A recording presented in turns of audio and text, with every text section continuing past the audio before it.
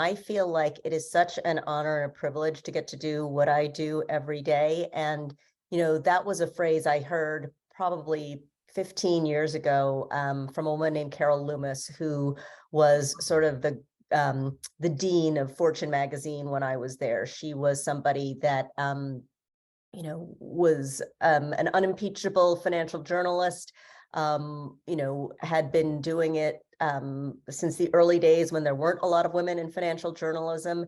And, she just excelled at her work. But as good as she was very humble about the fact that, what we got to do for a living was an incredible privilege. And I sort of feel the same way about, what I get to do every day in my role as chief content officer, which means I still sort of have an editorial hat that I wear at Mansueto Ventures, but also as a CEO, where I get to help shape the direction of the company, drive the company culture, and hopefully, really try to set us up for a future of success in an industry that has quite honestly seen its shares of ups and downs. So, but I guess I do consider myself really lucky to get to do what I do every day.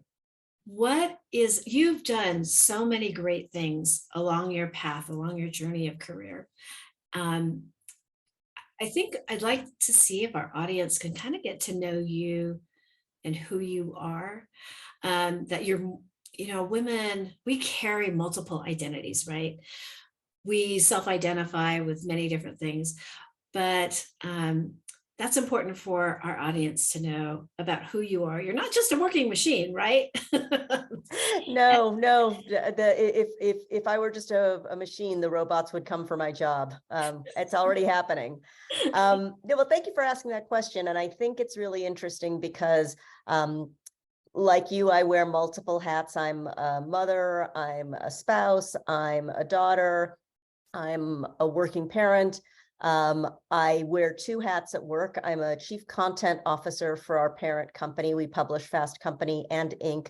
magazines, but I'm also the chief executive officer. So part of my day is always spent thinking about the content we produce and the quality of our journalism. And then part of my day is thinking about ensuring the future of our business. So, I think the multiple hats I've worn in my personal life have set me up nicely to have this dual role in my professional life. What is it about media and journalism and communications and PR that, that keeps you interested in continuing down this path that you started a while ago, but what keeps you going? Well, I think it's an insatiable curiosity. That was what drove me into journalism. And I think that that's something that journalists and media communications professionals have in common. It's our job to ask questions. It's our jobs to get to the sort of essential truth of, in the case of the journalist, it's a story. In the case of a media relations professional, it's trying to understand how to communicate something beyond the executive ranks to the broader company or to the public. And you can't do that well unless you're really curious and you are willing to ask hard questions and maybe even be a little impertinent from time to time. So I think it is a curiosity about the world that has kept my job interesting, first as a journalist and now as an executive.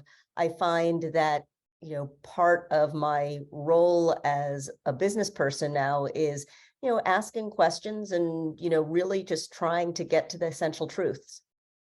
Yeah, they say that curiosity really helps inform and helps you grow personally. Is that how you feel? Absolutely. And, again, as we said, there's the sort of blurring of the personal and the professional. And I do find that, I like to bring my professional curiosity into my personal life. And I like to bring the things that I'm curious about in the world. As the parent of two teenagers, it is really interesting to think about the kinds of perspectives that young people are bringing to society and culture. And, now those youngest Gen Zers are now in the workplace and they're going to have a profound impact on the world of business. So the curiosity that I have about the ways that they communicate and live their lives, I'm trying to bring that into the workplace as well, because as a leader of two publications that We try to attract that younger reader. It's really important to understand how they communicate and how they like to receive information. And so again, bringing that curiosity from home into the office, virtual or otherwise, has held me in good stead. Were there any learnings that you'd like to share with the audience? Any opportunities that you had to think twice about? Any challenges? So in my late 20s, I had become an assistant editor at the Wall Street Journal. We had back then they had a structure of bureau chiefs, and I was a deputy bureau chief and was probably well on my way to becoming a bureau chief at the Journal had I stayed. But I was in this sort of interesting role where I was spending half my time writing and half my time editing. And I was finding I was stalling as a writer, that I had learned a ton in my time at the Journal as a writer and editor, but I wasn't growing. And Fortune magazine approached me about coming over to be a writer full time there. And I had hoped that they would offer me a senior writer role. I thought, given what I've accomplished as a journalist, I should be coming in as senior level. And the hiring editor said to me, I really think you should come in as a writer. And if you prove yourself, the titles will come. But what I'm offering you is a chance to really grow, to do long form magazine style journalism, and to do it with a bunch of editors that I think you're really going to learn from. And so I thought long and hard about it. And I ultimately didn't let that title get in the way of me taking advantage of what I saw as a really good opportunity. And so, in spite of the fact that probably if people looked at that on LinkedIn, they would say, boy, that looks kind of like a step back. In the end, it proved to be an incredible leap forward because I did learn a lot. I did grow as a writer.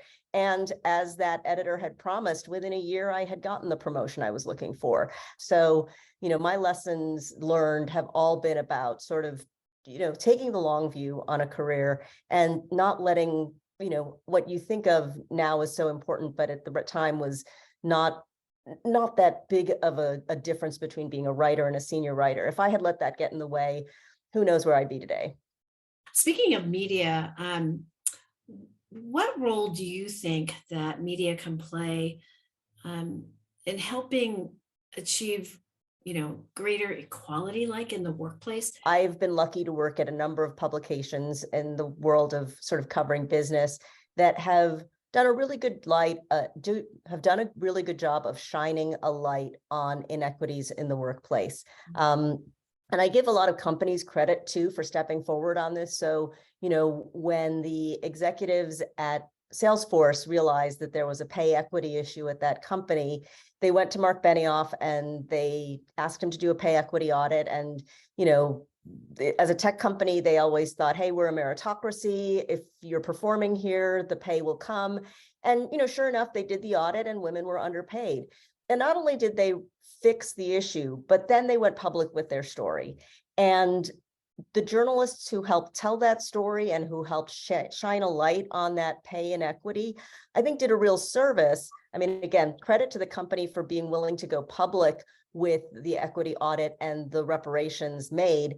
But, it was really important that news organizations realize this is a story, and this is a story not only because it's a story about a company that, wasn't living up to its values, but more importantly, also decided to talk about the fixes, because I think that's where the lessons learned come for organizations. When they read about other companies that are bigger, more powerful, but ultimately are fallible and have gone about going to fix it, I think it gives other C-suites the air cover they need to go to their CEOs and CFOs and say, hey, we should do the same thing, because if it's happening at Salesforce, it's very likely happening at our organization. So I think from an editorial standpoint, news organizations can play a really big role in shining a spotlight and, where possible, or giving the positive outcomes, or helping companies understand that here are the tools that you can use to fix your problems. I think when I think about media more broadly, whether it's newsrooms or organizations in radio, television, film, movies, our work product is so visible to the world. And when we don't reflect society more broadly, readers, viewers, listeners, audiences recognize that, they see it, and they see the hypocrisy of our organization saying, our values are around equity, and then, you put out a television show or a news broadcast or a podcast, and there are no diverse voices. So I think that justifiably, media should be held to a high standard, and that our voices should reflect the population more broadly. This all ends up with building trust, right? The company's building trust with whoever their customers are, whether it be B2B or B2C, and the authenticity of how a company comes across. I understand that it's hard for companies to rise to that occasion, right? Do you see particular challenges with that? I do think that it is a new muscle that organizations are just starting to flex. And so, like any new skill set, it is going to be challenging for an organization. I think our organization, the one I work at, is still working on it. And I think, any executive who cares about this topic, will know that the work is never done. This is an ongoing initiative. This is something that we have to think about and work on every day. And so, when an executive says to you that, they've got it figured out, I'd be really suspicious about it, because it is hard work. And, as I said, if you're doing it right, you're always pushing yourself, and the work is always ongoing. But I would say that, I think for many organizations, the effort to become more inclusive in hiring practices is something that they're, really starting to build. And so, many diversity, equity, and inclusion experts will tell you that this is a journey. And so I want to be mindful and give credit to companies who are in the very early stages of the journey. I don't want for them to feel discouraged because, the first year didn't yield huge results right out the bat. It is a journey, but I do think that I'm heartened by the number of companies that have committed to taking the journey. Thank you so much for sharing who you are, as well as, your nuggets of wisdom too. So thank you so much for Oh, being. thank you, Joanne. This was such a pleasure. You're welcome.